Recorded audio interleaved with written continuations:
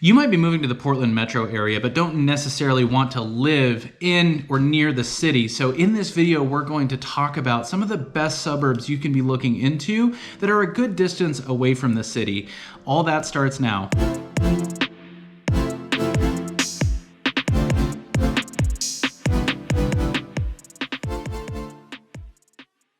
Hey, what's up everybody? This is Paul Clem with the Home Team Brokers coming to you from Portland, Oregon. And in this video, we're going to talk about suburbs within the Portland metro area, within that urban growth boundary that are far enough away from downtown Portland and Portland proper to where you wouldn't necessarily be going into the city, you wouldn't need to be going into the city. Now, some people might want to keep that distance for whatever reason. They don't want an urban setting. Some people maybe have heard some bad things about Portland and just want to keep their distance.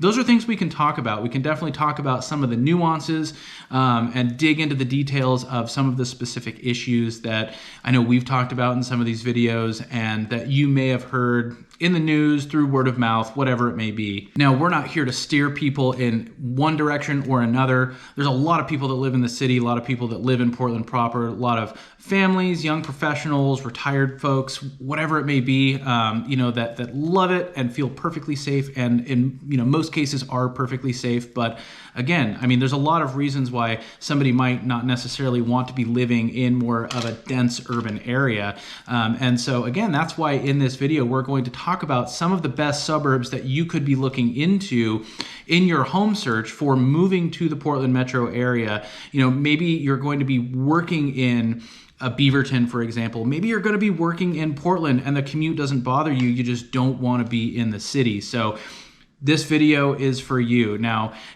we make videos for, all walks of life, people looking for all types of neighborhoods, suburbs, you name it. That's just how we roll. So again, if you're moving to Portland, moving to the Portland area, and you want to stay a little bit further out from the city, we're going to talk about it in this video. Now, if this is your first time to the channel or you've been here and you haven't already and you want to get more videos like this, make sure to hit the subscribe button and tap that little bell to get notified every time we drop a new video. We've helped so many people relocate to Oregon and move to the Portland metro area. And as real estate professionals, we love to help with that process. So if that's you, give us a call, send us a text, shoot us an email, or click the link down below in the description of the video and schedule a Zoom call with us. Either way, we would love to help with your move to Portland. All right, so I've compiled a list of suburbs that you should be looking into if you are moving to the Portland metro area and you don't want to be near the city. You'll find a pretty big variety in terms of what you can get in these towns as far as the age, the style, and the size of these areas. But if you look at the Portland metro area on a map, you have the Willamette River separating the east side, the west side, then you have the Columbia River up north separating Portland from Vancouver, Washington, which is very much so within that Portland metro area. Now, if you look at Portland, and if you look at, right in the center of that map, downtown Portland, and then you start zooming out, maybe a 5-mile radius, a 10-mile radius, you'll see suburbs all around bordering Portland on each side that are connected to Portland proper, right? So you have like a Gresham, Milwaukee, you have Tigard and Beaverton, Vancouver, Washington. These are areas that you can get into Portland very easily from. These are areas that are definitely going to have their own unique character and attributes about them, that are separate from Portland and maybe some of the stereotypes about Portland or just the stereotypes about what a big city would have. But again, living in some of these suburbs that are right there connected to Portland, you're going to be closer to it, right? So if you're looking at this map and you zoom out, there's another layer of suburbs around the Portland metro area that are not touching or bordering Portland, and then they're by default, they're a little bit further out in terms of distance and time it would take to get to and from. All right, so let's jump right into it. So the first place that we'll talk about is Hillsboro, Oregon. If you're relocating to Portland, Oregon and the Portland metro area, no doubt you've heard of Hillsboro, Oregon. This is the largest city on this list, and definitely its own city, economy, community in and of itself. Now, Hillsboro is bordering Beaverton on the east side of Hillsboro, and west of Hillsboro, you can get into like Forest Grove, Banks, North Plains, some rural bedroom communities of the Portland metro area. But by and large, if you're going west or even south of Hillsboro, This is rural land. You have some wine country, you have farms, you have rolling hills. It's beautiful. And if you want to live in a place that, is a little bigger, is a little more bustling, but have quick and easy access to more rural areas, rural communities, and getting out to the Oregon coast, Hillsboro is going to be a great option.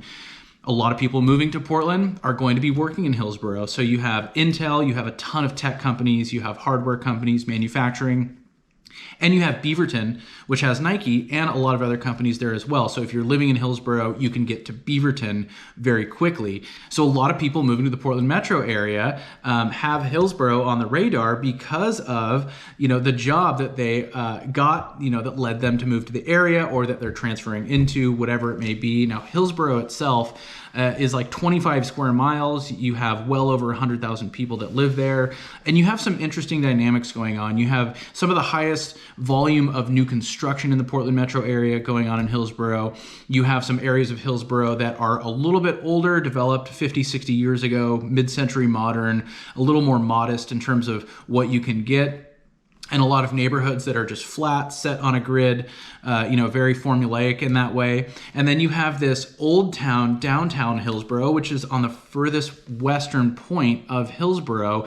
That's really cool. This is a little downtown area with a ton of character and great restaurants and food carts and bars. You have the Max line right there, so you can get on the Max if you're in Hillsboro, get downtown, or vice versa, get to, like Orenco Station, for example. One of the most high regarded planned communities in the Portland metro area, Orenco Station, that's going to be in Hillsboro as well.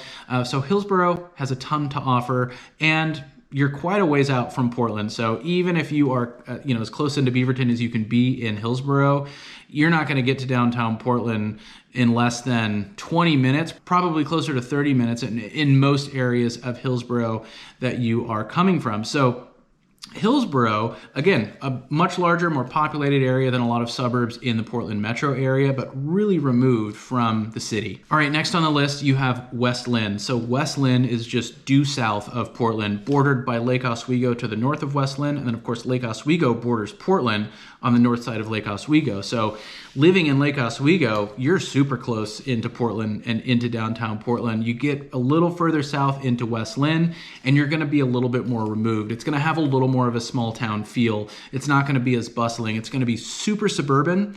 And then you have this downtown area, downtown Willamette, on the southernmost point of West Linn.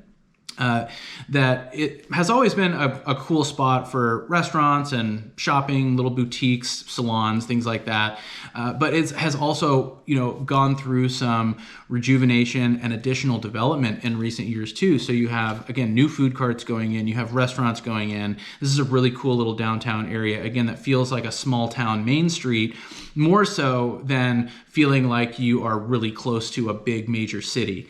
West Linn is going to be a little bit more higher end when you look at the real estate, not just what you get, but also the prices as well. So this is, some of the more higher priced real estate in the Portland metro area.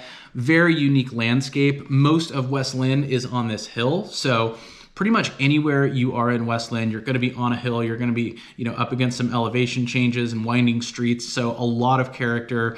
A pretty wooded area too. So very nice scenery. And then south of West Linn, super rural. So, you start to get up against that urban growth boundary. The further south you go, you get into an area called Stafford, which super nice, great area to go out for a drive. You have some wineries around here. So very desirable, very sought after area in West Linn.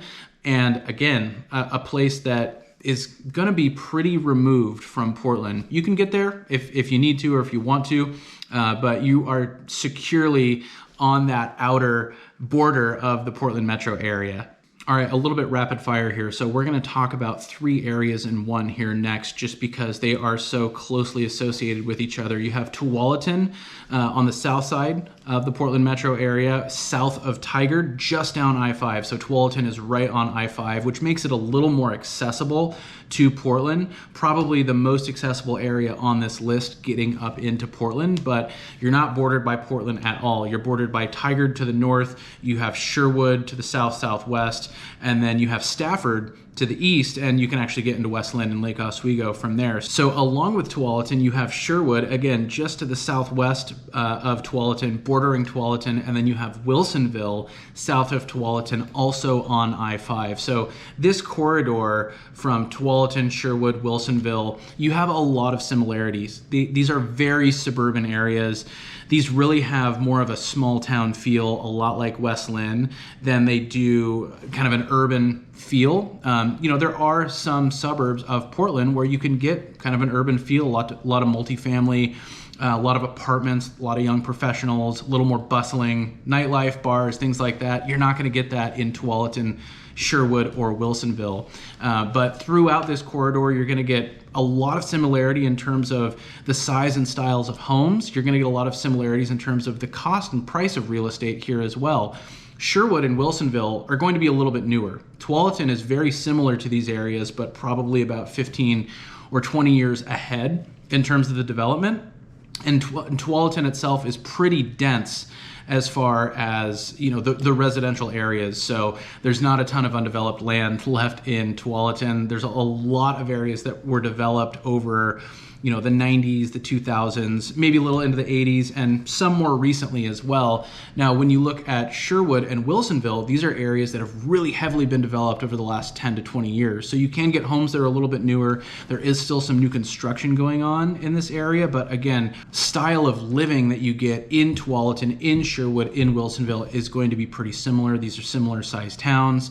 And I think that these areas, Tualatin, Sherwood, Wilsonville, definitely appeal to people who are moving to the Portland metro area that want to be a little bit more removed from the city. All right, next on the list is Happy Valley. So Happy Valley is going to have a lot of similarities with a Sherwood, Wilsonville, and Tualatin, but you're in Clackamas County and pretty far east, pretty far south. So southeast in the Portland metro area.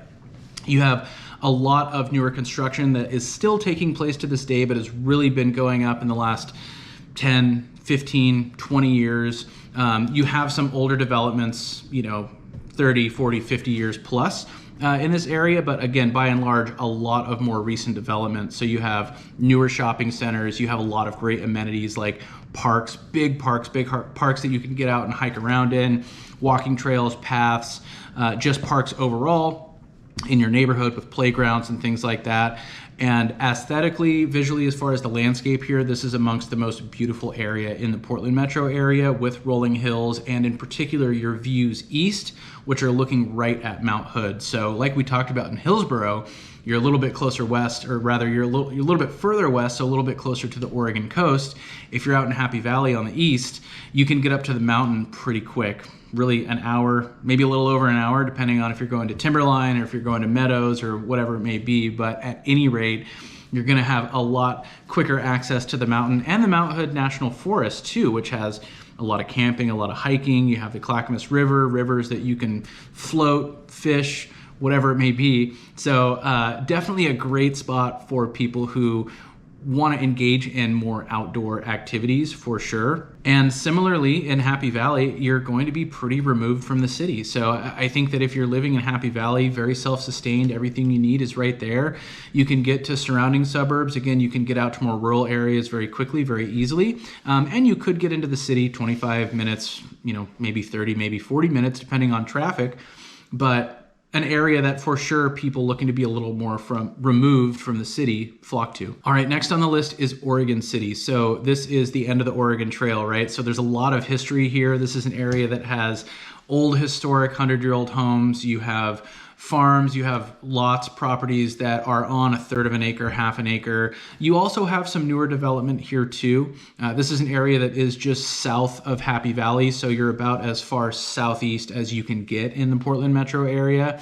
You have a really cool old downtown in Oregon City that has always been notable for its kind of historic look and charm, but kind of like downtown West Linn in downtown Willamette in West Linn, downtown Oregon City has really gone through some rejuvenation, revitalization in recent years, where you have breweries, food carts, really great restaurants going in there. And you're right there by the Willamette Falls too, right on the Willamette River. So you have some really cool scenery. You can look across the river and see this bluff where West Linn is, and then up kind of on the hill more more in a valley area. In Oregon City, you have a lot of residential space. Now, in Oregon City, if you look at the zip code where Oregon City is, it's really big. So it's bigger than the city limits itself. So there's a lot of areas in Oregon City that are unincorporated Clackamas County, where it's going to be a little more rural. You're going to be able to get more land, larger lots, things like that. So again, an area that has a really big range in terms of what you can get, an area that is about as far removed as you can get from the city, and definitely an area that has a small town feel with a lot of historic charm, and probably more of a laid back lifestyle where, again, just like a lot of these areas that we're talking about, you're self-sustained. Everything you need is there in Oregon City. You don't have to stray too far to get what you need. All right, last on this list, we'll talk about Camas, Washington. So this is basically a suburb of Vancouver, Washington. You're all the way east in this Vancouver area. You are on the kind of the furthest northeast end of the Portland metro area. It's not going to be as accessible. It's probably the least accessible area from downtown Portland, just based on traffic alone. Of course, the distance is there too, but commuting to and from Washington State up into the Vancouver area from Portland, notoriously the worst commute in the Portland metro area. So depending on which direction you may be commuting at which time of day, you're going to be looking at, 45 minutes to 90 minutes sitting in traffic. So definitely something to prepare for. Now, if you're moving to the Portland metro area and you don't need to get into Portland very often, it's going to be perfect. And Camas, picturesque small town, like a lot of areas that we've talked about here, comparable to like a downtown Hillsboro, the downtown Willamette in West Linn, the downtown Oregon City. Has a little more of a higher end feel. It draws comparison to Lake Oswego, which is probably the most upscale suburb of Portland, the highest priced suburb of Portland for sure. Part of that, at least, the comparison is because you have Lacamas Lake right in Camas. So this is an area that you can get out, go boating, paddleboarding, kayaking, whatever it may be, and just makes for some beautiful scenery. But the downtown area is awesome. You have a really big mix here too, where you have a lot of rich history, older homes, 100-year-old homes, to mid-century stuff, to some newer development that's gone on in the last 10, 20 plus years. And Camas just so happens to be home to my favorite high school mascot in the Portland metro area, the Paper Makers. Paper mill there. You have Fisher Investments there, which is a big major employer. And so there is a local self-sustained economy there too in Camas as well. So a lot of people moving to Camas, again, probably wouldn't need to be getting into Portland that often. So depending on what you're looking for, your age, your lifestyle, maybe you're moving to the Portland metro area to be closer to family, but you don't need to be that close because you're not seeing them every day. And you're looking for an area that is a little more laid back, smaller town, picturesque, checks a lot of the boxes, not near the city. Camas would be a great place to check out. So again, if you are thinking about moving to the Portland metro area, you don't want to be near the city, but you want to be close enough in to be able to maybe access the city from time to time, or you need to be in the Portland metro area for whatever reason, family, job, whatever it is, give us a call, send us a text, shoot us an email, or click the link down below in the description of the video. Schedule a Zoom call with us and we can talk about your goals, your budget, your timeline, and put together a game plan for you. So when it is time to start looking, we have a clear idea in mind in terms of what areas to be focusing on. Now, if this video is helpful, make sure to hit the like button. That helps us out a lot. If you want to get more videos like this, make sure to subscribe to the channel and tap the little bell to get notified every time we drop a new video. As always, we really appreciate you watching, and until next time, we'll talk to you later.